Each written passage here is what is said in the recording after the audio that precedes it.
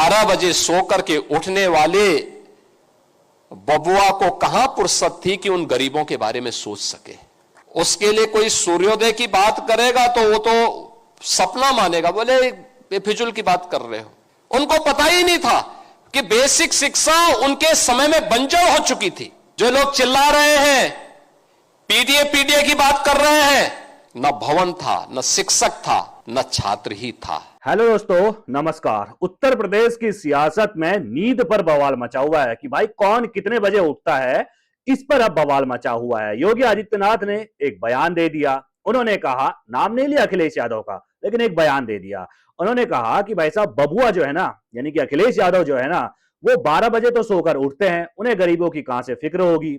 लखनऊ के अंदर एक कार्यक्रम था, शिक्षा विभाग से जुड़ा हुआ एक कार्यक्रम था, जहां पर योगी आदित्यनाथ शामिल हुए थे और इस कार्यक्रम में संबोधन के दौरान उन्होंने बयान दिया। पूरा बयान आपको हम सुनाएंगे। इस पर अखिलेश यादव का भी पलटवार आ चुका है। अखिलेश यादव ट्वीट करके, यानी कि जो अब एक्स है, जो पहले ट्विटर था वो एक्स के नाम से जाना जाता है, उस पर एक पोस्ट करते हैं। जैसे ही योगी आदित्यनाथ का बयान आता है, उन्होंने अखिलेश का नाम नहीं लिया है, फिर से मैं एक बार आपको बता रहा हूं, लेकिन जैसे उन्होंने बबुआ कहा, सीधे अखिलेश यादव पर तंज माना गया और अखिलेश यादव ने तुरंत सबसे पहले पोस्ट करके एक्स पर इसका पलटवार किया। और उसके बाद 26 जनवरी के दिन एक कार्यक्रम में वो मौजूद थे और वहां पर तो उन्होंने जो बयान दिया वो और ज्यादा घातक था। इसीलिए मैं कह रहा हूं कि उत्तर प्रदेश में चुनाव 2027 में होने वाला है, यानी कि 1 साल का वक्त बाकी है, लेकिन योगी आदित्यनाथ और अखिलेश यादव, पूर्व मुख्यमंत्री अखिलेश यादव और मौजूदा मुख्यमंत्री योगी आदित्यनाथ के बीच नींद पर बहस छिड़ चुकी है कि भाई कौन कितने बजे उठता है। योगी आदित्यनाथ ने जिस तरीके से कहा कि भाई बबुआ तो 12 बजे उठता है, तो भाई उनको गरीबों की कहां से पड़ी है, उनके समय में शिक्षा व्यवस्था का क्या हाल हो गया था,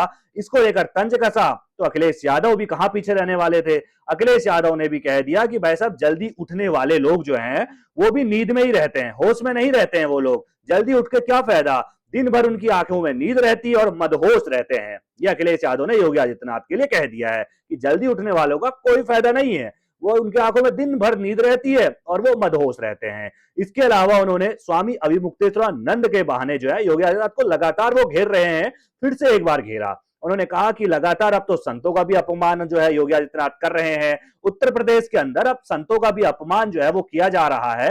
ये अखिलेश यादव का आरोप लगातार हमें सुनने को मिल रहा है। लेकिन अब उत्तर प्रदेश के अंदर जो लड़ाई है वो नींद पर है कि अखिलेश यादव कितने बजे उठते हैं, और वहीं अखिलेश यादव कह रहे हैं कि सुबह उठ के क्या फायदा, दिन भर तो तुम मदहोश रहते हो। आपको योगी आदित्यनाथ का बयान सुनाते हैं, इसके अलावा अखिलेश यादव का आपको ट्वीट भी हम दिखाते हैं, क्योंकि बयान अखिलेश यादव का हम सुना नहीं सकते, कॉपीराइट आ जाएगा भाई। आपको सुनना है तो अखिलेश यादव यूट्यूब में जाकर आप अखिलेश यादव का बयान सुन सकते हैं, लेकिन हम आपको योगी आदित्यनाथ का बयान सुना रहे हैं, इसके अलावा अखिलेश यादव का ट्वीट आपको दिखा रहे हैं। अपनी राय आप कमेंट में रखना बिल्कुल ना भूलेगा। याद करिए,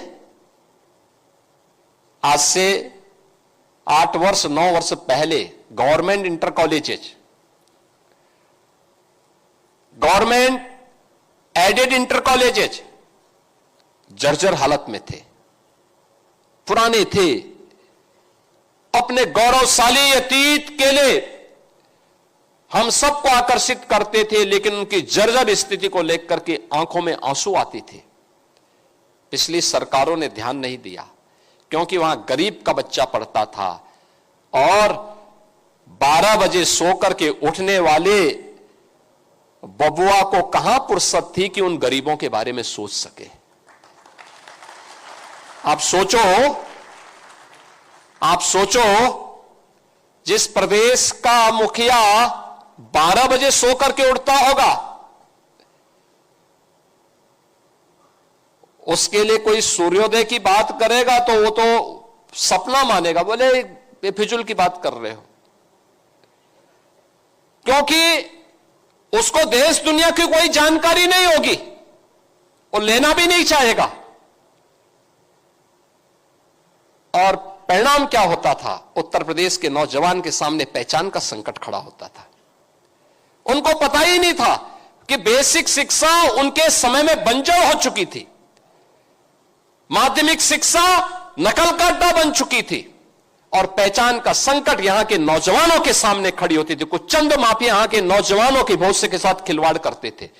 उस माफिया को जब क्रैश किया गया, नकल पर सख्ती से रोक लगाई गई और उसके लिए प्रोजेक्ट अलंकार योजना ला करके उन स्कूलों का, आज देखिए आप, जितने भी गवर्नमेंट इंटर कॉलेजेज हैं, एडेड इंटर कॉलेजेज हैं, प्रोजेक्ट अलंकार के अंतर्गत हमने पैसा दिया है, आज उनके भव्य भवन फिर से अपने गौरव की ओर हम सबका ध्यान आकर्षित करते हैं।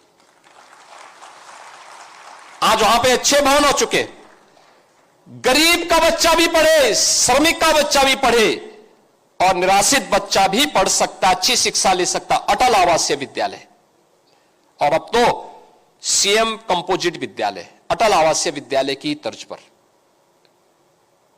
वर्ल्ड क्लास इंफ्रास्ट्रक्चर के साथ तैयार हो रहे हैं। हमने एक एक विद्यालय को 30-30 करोड़ रुपए दिया है बनाने के लिए। हमने कहा गरीब का बच्चा पढ़ना चाहिए, अच्छी शिक्षा उसको मिलनी चाहिए, क्वालिटी एजुकेशन पर ध्यान दो। नेशनल एजुकेशन पॉलिसी के सभी लक्ष्यों को प्राप्त करने की दिशा में कार्य करो।